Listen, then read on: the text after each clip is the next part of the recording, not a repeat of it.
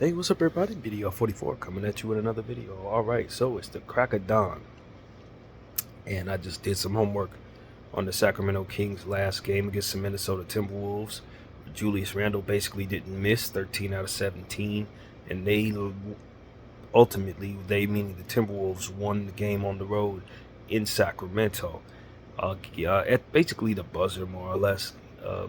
Murray had an opportunity to hit a three-point shot, and it just rolled out just slightly. I mean, it could have very well went down and won the game for Sac at the buzzer. So it was a close game. When you look at the turnovers, Sac, I'm sure, is frustrated because Timberwolves had 17 of them. They only had 9 and still lost. But if you look at the difference, um, to me, it seemed like the Timberwolves got to the line a lot. I think that's how that went. Um, so Sacramento has yet to win a game in the preseason or the regular season. They're 0-1 in the regular season, 0-5 in the preseason. Ain't winning nothing. It's all bad. But they're knocking on the door for a win, and I don't want them to get it against us on our back-to-back here after beating the Suns in a very, very impressive win.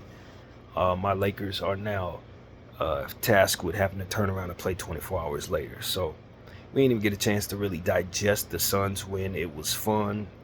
We were down by as much as 22. The Suns were shooting above 70% from the field and the three at the end of the first, and we still found a way to not only win the game, but more or less dominate it from there, which is a sign of a real seriously good team.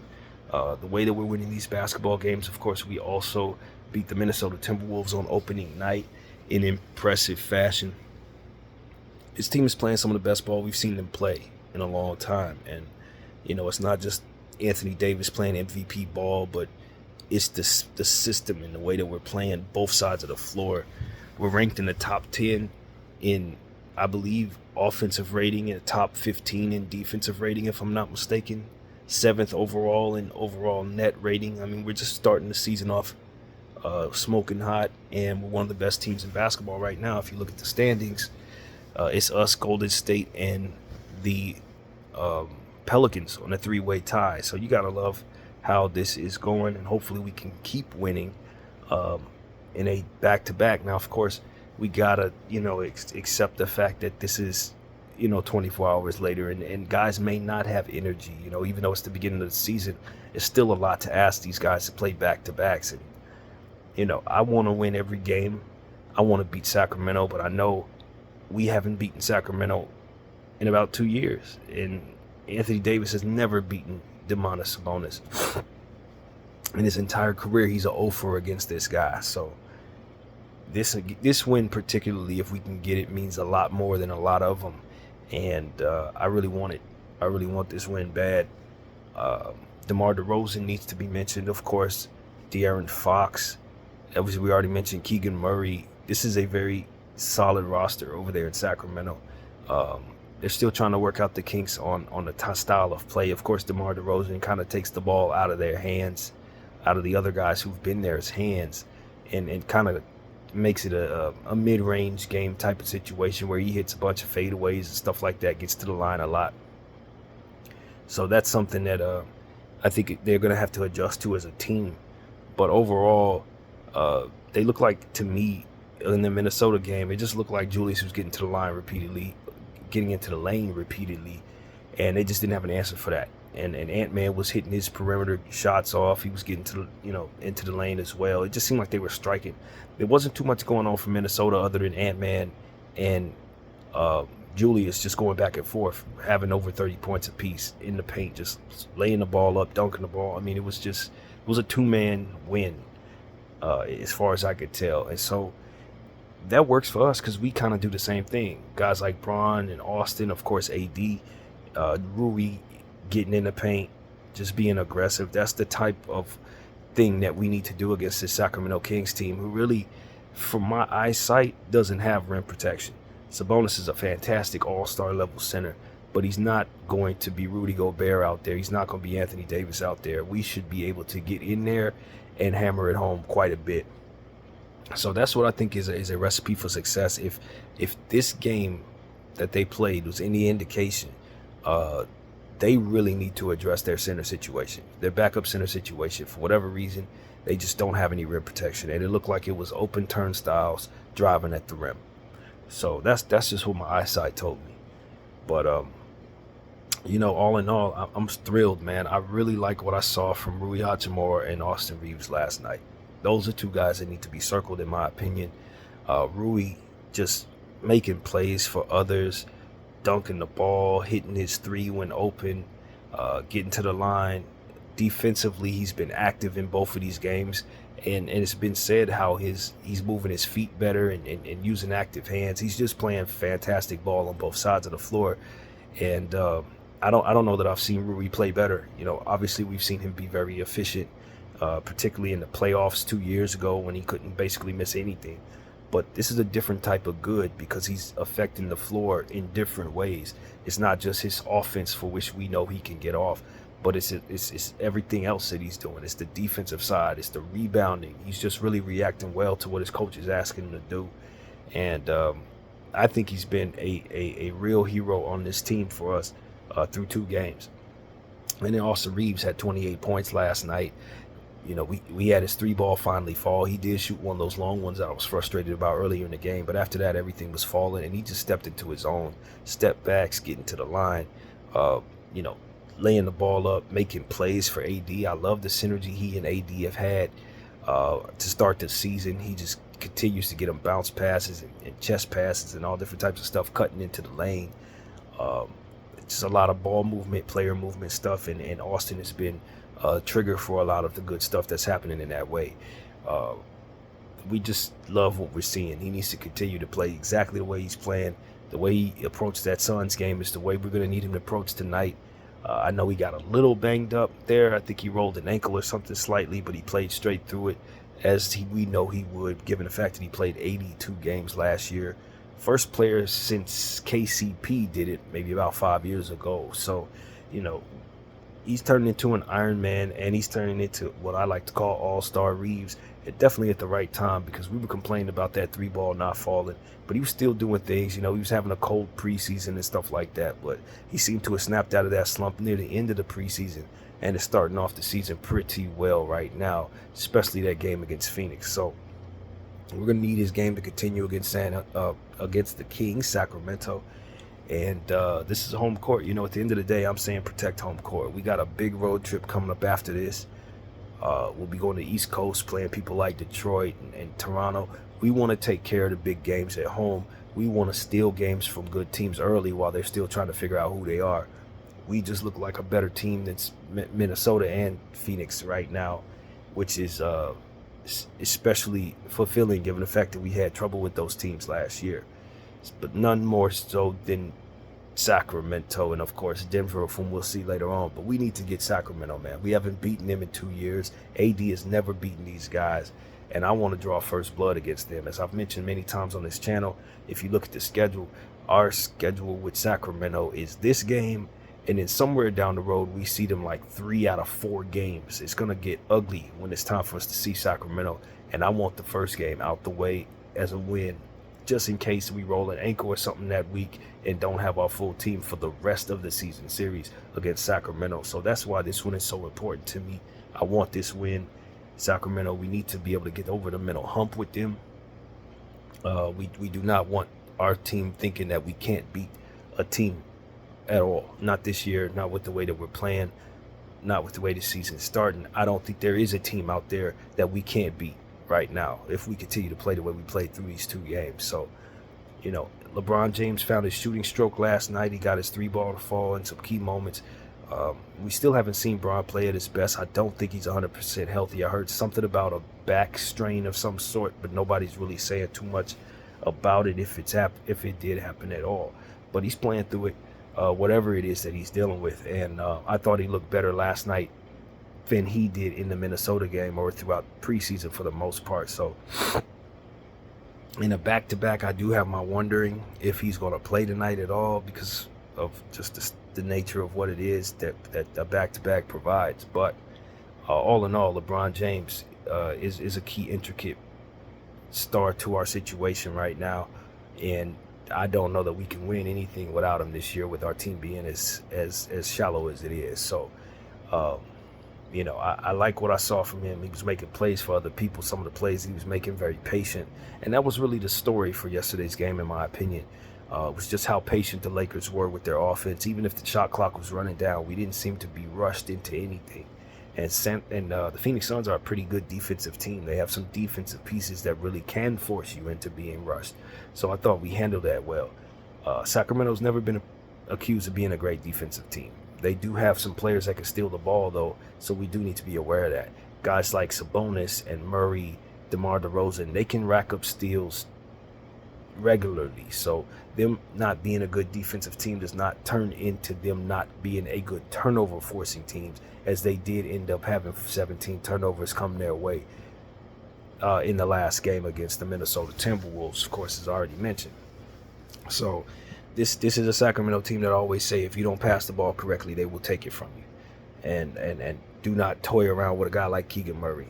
He can shoot the three. He can hit up 7 to 8 threes in one game without any trouble.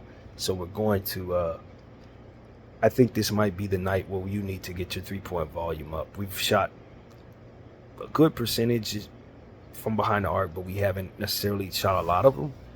And I think, in the regular season, we've done a much better job than in the preseason, in the sense that we were forcing threes and it wasn't really looking good. We have done a much better job of picking and choosing the right threes and hitting a good percentage. With that being said, if you go up against certain teams, you got Malik Monk coming off the bench, Kevin Huerter, De'Aaron Fox can hit it. You may need to shoot more threes tonight than you were forced to in the first two games, in order to keep up with the offensive onslaught that Sacramento could provide. So that's something that, I just think it's going to start knocking on the door at some point. But we've been able to withstand it by getting into the paint, obviously getting to the line, controlling the offensive boards, giving ourselves second possessions, and ultimately playing really good defense on the other side, cutting down the other team's possessions even further. So as long as we're continuing to control that, it's much more within our fate to control our destiny as it pertains to the three-point shooting and how much is necessary. So these are things that we're just paying attention to. I could not be more pleased with how this team is starting. The word that's come to mind has been impressive. Our coaching has been great. And it's just been a thrill to watch the Lakers start the season off this well. We haven't had a win, 2 wins in a row to start the season in over 10 years. And so while that sounds ridiculous given the fact that we won a championship just 5 years ago, the reality is we really get off to bad starts all the time. So this feels great. I want it to keep going. I'm seeing traits of this team being a good team, not just a solid team or a play-in tournament squad, but a team that could likely compete for the top spot in the Western Conference if the traits that we're showing continue to be who we are. So I don't want it to stop. Obviously, we still have some players that we need to work into the equation coming back from injury, and Christian Wood, Christian Koloko, of course, Vanderbilt, and Jalen Hood-Schifino is out with some type of illness. So, we're shorthanded. Again, with this being a back-to-back, we may even be further shorthanded.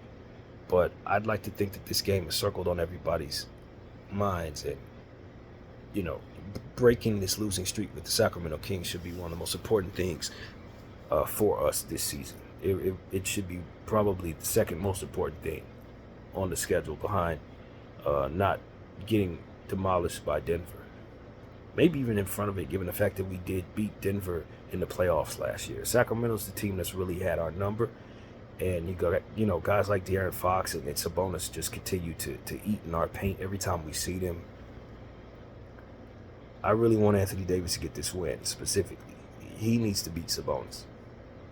I don't want this lingering in our minds throughout the rest of the season, whether or not we can ever beat Sabonis with AD on the floor, whether or not we could beat this Sacramento Kings team if we see them in the playoffs or the play-in tournament or something like that. Can we beat them? I don't want that hanging over us at all. And so this is the type of situation where I really am of the mindset that we should be hunting the Kings, not being hunted by these teams that have been beating us, but coming in with new and improved skills and new and improved plays and things that we're now doing. No Darvin Ham. He's somewhere next to Doc Rivers blowing leads. We should be able to win games against some of these teams that he couldn't beat. And so that's really what it comes down to. I love what our schemes have been about. I love the togetherness of the team. I like what I'm seeing out of the energy in practice. And it's translating to what we're seeing on the floor. And we love it. So, that's what comes to mind. Now, tonight, the Lakers are going to be wearing their whites, weekend whites at home. Sacramento Kings will be wearing their black jerseys. And I want to beat them in them. That's really what it comes down to. This game starts at 7:30 Pacific, 10:30 Eastern. And, it's going to be a tall task trying to stop this Sacramento Kings team. They're not going to roll over. They did have an opportunity to win that game. They did get their heart broke. They are itching for a win of some sort. And they are coming to a place that they've had a lot of success, to say the least. So if anything, they probably think this is the game we could really win. A guy like Malik Monk is definitely going to be intentional in trying to stop us. Obviously, he got his bag from Sacramento. We're proud of him and all of that. But at the end of the day, he's on the other side of things, and we know what he could do. A high-efficiency scorer. He can make some plays for others. He's an extreme leaper. Obviously, one of the great three-point shooters, executing three-point shooters in basketball. This needs to be taken very seriously. Malik Monk is to be guarded. If you don't guard Malik Monk, you lose the game. He's coming off of the bench, but he is a problem. Keon Ellis, one of the best young defensive guards that no one knows. I think he's starting at the shoot guard spot. We need to take him very seriously. A guy like Kevin Huerter, three-point shooter, can do some other things as well. Starting off the season slow. He's not having a good season to start so far. He's going to break out of that slump in some fashion very soon. Wouldn't be surprised if against us. Kevin Lyles, young Robert Horry. That's how I look at him. I don't think his name is Kevin. I think I'm getting him mixed up, but his name is Trey Lyles. Excuse me. Kevin Lyles is the music guy, but Trey Lyles is definitely somebody I call young Robert Horry because he's tall and he shoots the kickstand three shot as well as anybody. He don't play defense like Rob, but on the offensive end, he will light up a three-point shot. So this team could attempt a lot of threes with the personnel that they have. DeMar does take away from that with his possessions, but if they diversify and let everybody touch the ball, they're probably going to be hunting a lot of threes. So we need to be aware of that. And, as I said, they only had 9 turnovers. We don't turn the ball over much. We want to win the turnover matchup. Yesterday we had 10 steals against the Phoenix Suns. We need to force more steals tonight from Sacramento. And whatever you do put somebody who can actually defend De'Aaron Fox on De'Aaron Fox. De'Aaron Fox has been one of the biggest problems for the Lakers over the last 3 years. We can't beat him either.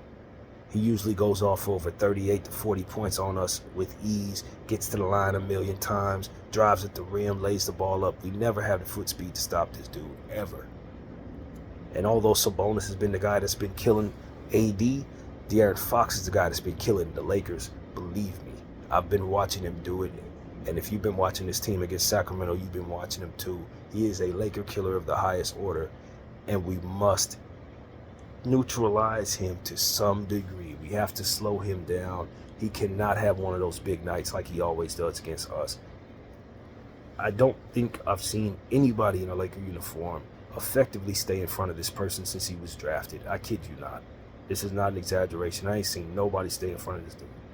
So we really need to scheme a way to team defend De'Aaron Fox. If we don't, he's going to continue to go on this long streak of just controlling the Lakers every time he sees them. So this is something I have circled on the calendar is find a way to stop De'Aaron Fox. If he can have a bad game, that in and of itself should be a W.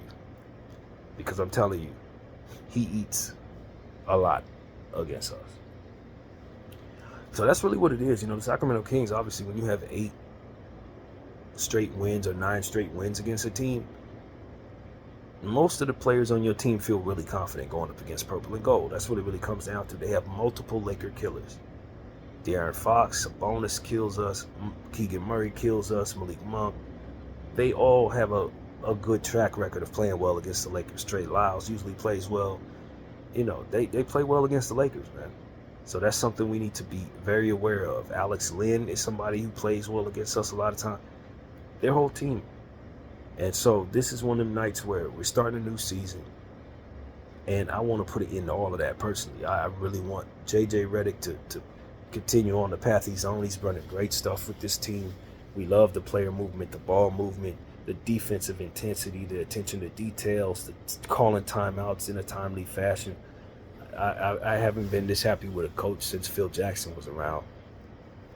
And I think we might have stolen the best coaching prospect out there, possibly. The way that he's starting this thing, the way this team is reacting to him, I'm happy, very, very happy. And I want the good times to keep rolling. So this is where my head is, man. We must draw first blood against a team that we haven't beaten in years. Point blank, period. We have not beaten this team in years. We must stop them. BDF 44, I thank you all for watching.